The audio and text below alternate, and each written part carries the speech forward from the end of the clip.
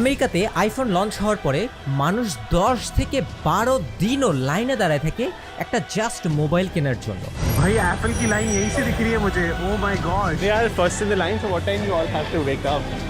So I woke up at 4:30 actually. Wow. আমাদের দেশে এই সেম কেসটা না হলেও অধিকাংশ মানুষের মধ্যেই কিন্তু এইরকম একটা ফিলিংস বা আবেগ লক্ষ্য করা যায়। নতুন কোনো হাই টিকেট প্রোডাক্ট রিলিজ হলেই তাদের ইমোশনাল ভোলাটিলিটি প্রচুর বেড়ে যায় এবং তারা সেই প্রোডাক্টটা কিনতে চায়। তবে আপনি যদি সকল আইফোন ব্যবহারকারীদেরকে জিজ্ঞেস করেন যে আপনার এই ফোনটা কেনার ভ্যালিড রিজন কি, তাদের মধ্যে 90% মানুষই কোনো ভ্যালিড রিজন দেখাতে পারবে না যে তারা এই ভ্যালিড রিজনে বা গুরুত্বপূর্ণ একটা কারণে তারা এই ফোনটা কিনছেন। এটা খুব স্বাভাবিক, শুধুমাত্র আইফোনের ক্ষেত্রে না, প্রত্যেকটা হাই টিকেট প্রোডাক্টের ক্ষেত্রে। আমি যেই মুহূর্তে দাঁড়ায় কথা বলতেছি এই মুহূর্তে একটা আইফোন 17 প্রো ম্যাক্সের 256 জিবি ভ্যারিয়েন্টের মূল্য 2,24,000 টাকা এবং 1 টেরাবাইট স্টোরেজ ভ্যারিয়েন্টের মূল্য 2,90,000 টাকা। এবং এত দামি একটা প্রোডাক্ট মানুষ কিনে তাদের অবচেতন মনের ফাঁদে পড়ে বা ইমোশনাল ডিসিশনের মাধ্যমে। অফকোর্স হাই টিকেট প্রোডাক্টের মধ্যে অবশ্যই কোয়ালিটি ভালো থাকে,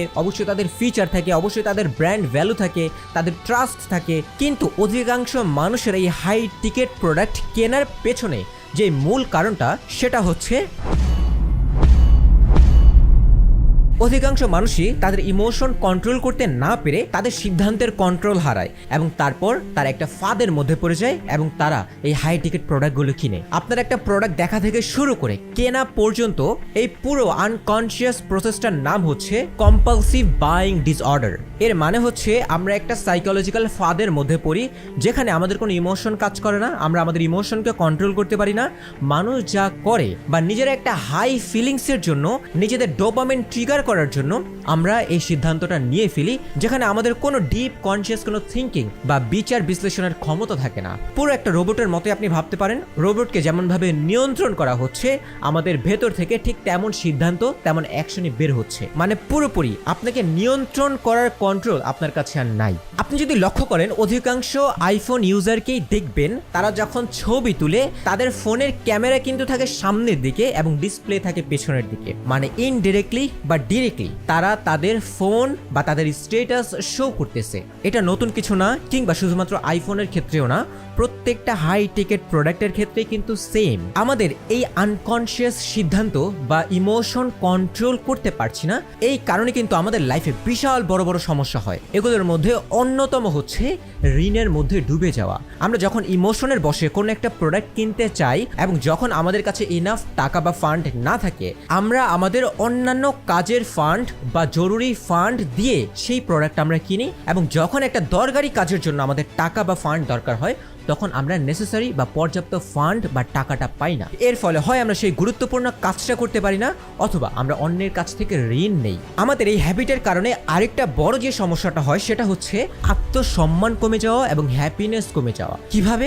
কোনো মানুষ যখন ইমোশনের বশে কোনো একটা প্রোডাক্ট কিনে, একটা হাই টিকেট প্রোডাক্ট কিনে, এই সিদ্ধান্তের পেছনে তার মূল লক্ষ্য হচ্ছে সে মানুষের সামনে তার আত্মসম্মান বাড়াইতে চায়, বা যখন সে এই প্রোডাক্টটা কিনবে সে হচ্ছে হ্যাপি ফিল করবে। তার মানে হচ্ছে তার হ্যাপিনেস, তার আত্মসম্মান সে একটা সিঙ্গেল প্রোডাক্ট বা বস্তুর উপর নির্ভরশীল। যখন এই প্রোডাক্টটা পুরাতন হয়ে যাবে বা এই প্রোডাক্ট নিজের কাছে রাখার ক্ষমতা বা আর্থিক ক্ষমতা থাকবে না, তখন কিন্তু আমাদের হ্যাপি থাকার কারণ বা আত্মসম্মান বজায় থাকার কারণ আমাদের কাছ থেকে চলে যাবে। তো এর কারণে আমাদের নিজেদের আত্মসম্মান রক্ষা কিন্তু আমরা করতে পারবো না, আমাদের হ্যাপি থাকার কারণ চলে যাবে। এর ফলে আমরা বেশিরভাগ সময় ডিপ্রেশনে থাকবো। যেহেতু বাইরের কোনো বস্তুর উপর আমাদের হ্যাপিনেস নির্ভরশীল, সেহেতু আপনি হ্যাপি থাকবেন কি থাকবেন না সেই কন্ট্রোল কিন্তু আপনার কাছে আর থাকবে না। সেই মানুষটা যখন একটু শো অফ করতে পারবে বা যেই জিনিসটা কিনতে সে আগ্রহী সেই জিনিসটা কিনতে পারবে, শুধুমাত্র সেই মুহূর্তে সে হ্যাপিনেস ফিল করবে এবং যত সময় যাবে ততই কিন্তু হ্যাপিনেসের মাত্রা কমতে থাকবে।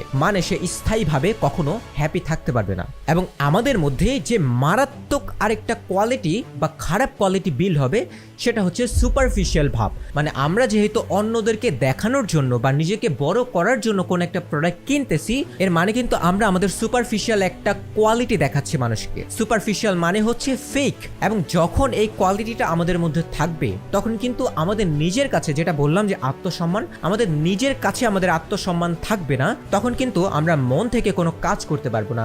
মানুষের সঙ্গে যখন আমাদের সম্পর্ক তৈরি হবে সেটা কিন্তু ফেক বা সুপারফিশিয়াল রিলেশন তৈরি হবে।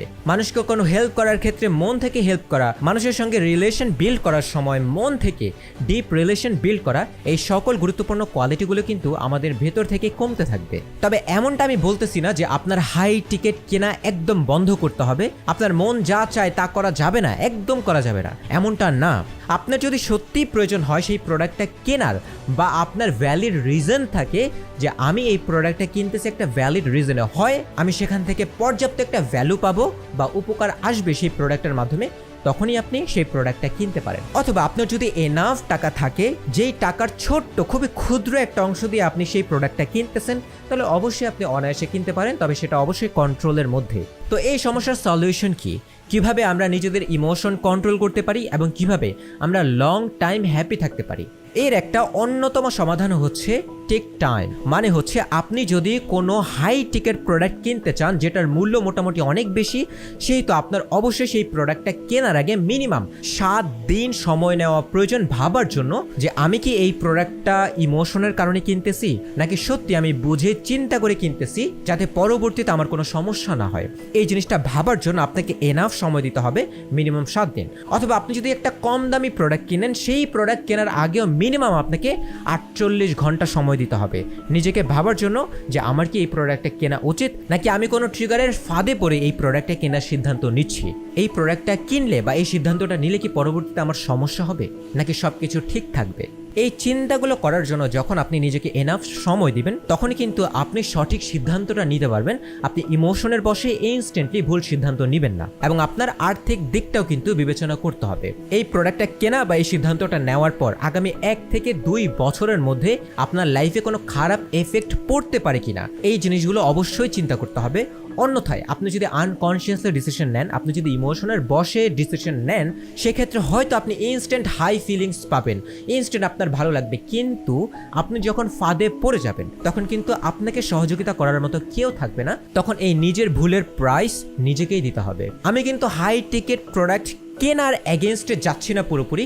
আজকের ভিডিওর মাধ্যমে আপনাদেরকে আমি যেই জিনিসটা লেসন দিতে চাই সেটা হচ্ছে, আপনি যেই সিদ্ধান্তই নেন না কেন সেটা যদি আপনি কনসিয়াস থিঙ্কিংয়ের মাধ্যমে ভেবে চিন্তে ডিসিশন নেন, সেই ক্ষেত্রে কিন্তু আপনি পরবর্তীতে কোনো সমস্যায় পড়বেন না, এবং আপনি যেন কোনো ইমোশনের বশে পড়ে নিজের হ্যাপিনেসের কন্ট্রোল বাইরের কোনো কিছুকে দিয়ে না দেন। একজন মানুষ যিনি কিনা 5,000 টাকা মান্থলি কাজ করে, সেও কিন্তু এনাফ হ্যাপি থাকতে পারে তার কোনো আইফোন, গাড়ি, বাইক না থাকা সত্ত্বেও। কিছুদিন আগে আরেকটা ট্রেন্ডিং প্রোডাক্ট যেটা কিনা ভাইরাল হয়েছিল সেটা হচ্ছে রয়্যাল এনফিল্ড বাইক। আপনারা অনেকেই কিন্তু এই বাইকটা দেখছেন। যখন এই বাইকটা নতুন রিলিজ হয় সবাই কিন্তু কেনার জন্য আগ্রহ বোধ করে। এটাও কিন্তু ছিল একটা ইমোশন সিদ্ধান্ত বা ইমোশনাল চিন্তা। তো আমি চাই নিজের লাইফের 100% কন্ট্রোল নিজের মধ্যে রাখেন এবং সব সময় সর্বদা নিজের কাছে যা আছে তা নিয়ে হ্যাপি থাকেন। এতে করে আপনি আরো দ্রুত গ্রো করতে পারবেন নিজেকে। দেখা হবে পরবর্তী ভিডিওতে। আল্লাহ হাফিজ।